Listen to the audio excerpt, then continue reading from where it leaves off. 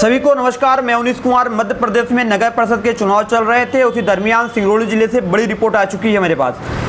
जो सिंगरौली से जो रिपोर्ट आई है, अगर इसमें बात करें तो सिंगरौली जिले में दो नगर परिषद हैं, बरगवां और सरई। बरगवां और सरई की मतगणना हो चुकी है और 27 सितंबर को इसके चुनाव हुए थे और आज 30 सितंबर को इसके परिणाम सामने आए हैं। अगर मैं परिणाम पर अगर गौर करूं तो बरगवां में आम आदमी पार्टी की जो सीट है वह 5 है और वहीं पर भाजपा भी 5 सीट पाई है, आम आदमी 5 सीट पाई है। और अगर मैं बात करूं तो उसमें हाँ निर्दलीय 4 प्रत्याशी बताए जा रहे हैं और एक कांग्रेस के खाते में गई है।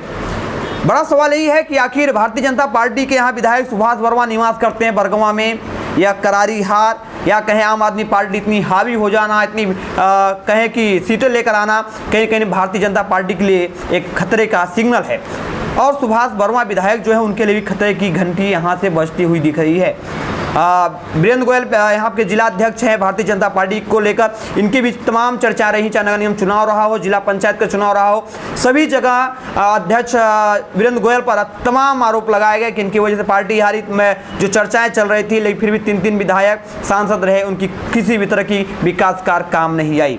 और प्रदेश सरकार ने भी तमाम विकास के दावे किए। और नगर निगम चुनाव की पहले मैं थोड़ा बात करूँ, इसके बाद आगे मैं परिणाम बताऊँगा कि यहाँ पर मध्य प्रदेश के जो प्रदेश अध्यक्ष भारतीय जनता पार्टी के थे बीडी शर्मा जी, इन्होंने आकर चुनाव प्रचार किया था, स्टे लिया था, रुके थे। और प्रदेश के मुख्यमंत्री सीएम शिवराज सिंह चौहान भी यहाँ पर रहे, आए, प्रचार किए, फिर भी यहाँ पर मेयर का चुनाव भारतीय जनता पार्टी के पक्ष में नहीं रहा। यहाँ आम आदमी पार्टी ने अपना सिक्का चला ही लिया है।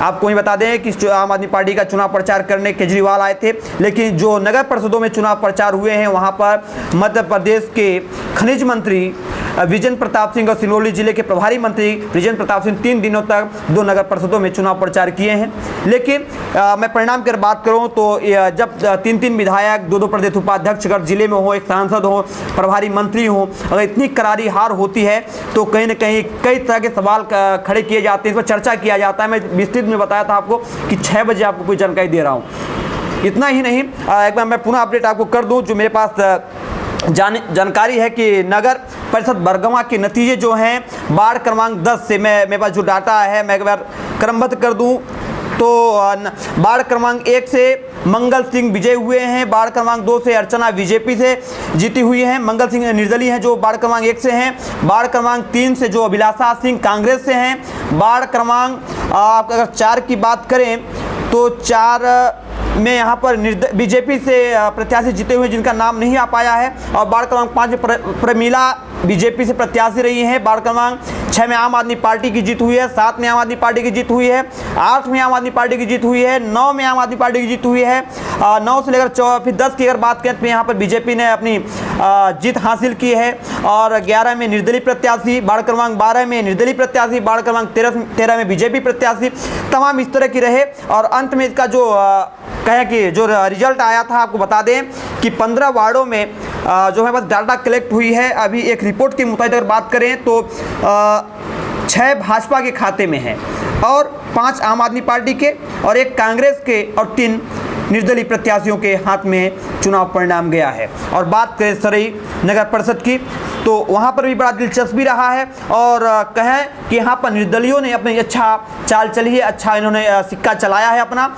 बात करें कि भारतीय जनता पार्टी कि जब जहां सबसे पहले चुनाव प्रचार करने पहुंचे विजेंद्र प्रताप, वहां पर किस तरह से बीजेपी की बुरी हार हुई, मैं इस पर अगर गौर करें तो सबसे पहला सरई तहसील रहा है। और वहीं पर भारतीय जनता पार्टी का एक मंडल अध्यक्ष कोमल गुप्ता रेप का आरोपी लंबे समय से फरार चल रहा था, जिसकी गिरफ्तारी नहीं हो सकी, जिस पर कार्रवाई नहीं हो सकी, उसके वजह से भारतीय जनता पार्टी का बुरी हार होने का भी एक बड़ा विचार किया जाता है। और दूसरी ओर वहीं पर सुभाष वर्मा विधायक है देवसर विधानसभा में, इनके भी विकास कार्यों को लेकर कई बार सवाल खड़े किए गए हैं कि भारतीय जनता पार्टी के सत्ता सरकार में किस तरह से अपराधियों को संरक्षण दिया जा रहा है, किस तरह से विकास कार्यों पर रोक लगा दी गई है, किस तरह से महंगाई बढ़ा दी गई है। इसका भी नतीजा जब मैं वहां के लोगों से मैंने बात किया तो पता चला कि सरई में 6 निर्दलीय प्रत्याशी जीते हुए हैं और 5 गोड़वाना की, जिसे कोई सोचता विचारता नहीं है। ऐसी चर्चा चलती है भारतीय जनता पार्टी में, मैं बता रहा हूं, जो लोग चौराहों पर चर्चा करते हैं उसका बात करें तो 5 गोड़वाना ले गई है, 2 कांग्रेस और 2 बीजेपी। यहां पर आम आदमी पार्टी की सफाया हो गई है।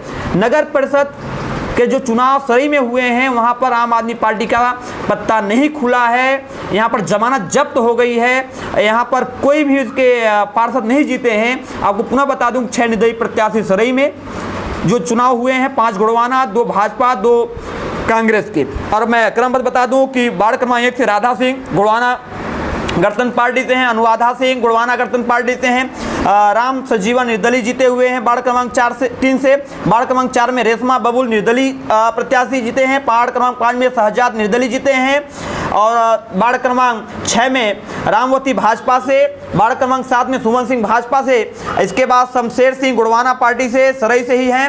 वार्ड क्रमांक 9 से देवशरण गुड़वाना पार्टी से जीते हुए हैं। वार्ड क्रमांक 10 से सविता यादव कांग्रेस से हैं, महिपाल सिंह कांग्रेस से, संतोष नाथ निर्दलीय हैं, बल्ली निर्दलीय हैं, प्रेम सिंह भाटी निर्दलीय प्रत्याशी। एक बड़ा दिलचस्पी इसमें, मैं जब प्रेम सिंह भाटी का नाम लेता हूं इसके बारे में बताऊंगा आपको। वहीं पर वार्ड क्रमांक 15 से विजय बहादुर गुड़वाना गणतंत्र पार्टी से जीत उनकी हुई है। अगर प्रेम सिंह भाटी की बात करें तो प्रेम सिंह भाटी पर तमाम कई आरोप लगाए गए थे, वह जेल में हैं और जेल में रहकर इन्होंने चुनाव लड़ा है और निर्दलीय प्रत्याशी के तौर पर लड़ा और उन्होंने जीत हासिल की है। जो हमें जानकारी है कि तमाम तरह के उन पर आरोप लगाए गए थे, अभी तक उनको जमानत नहीं मिली है। लेकिन वही देखिए भारतीय जनता पार्टी की सरकार की बात करते, एक मंडल अध्यक्ष एक रेप का आरोपी अभी तक फरार है, उसकी गिरफ्तारी नहीं हो सकी है।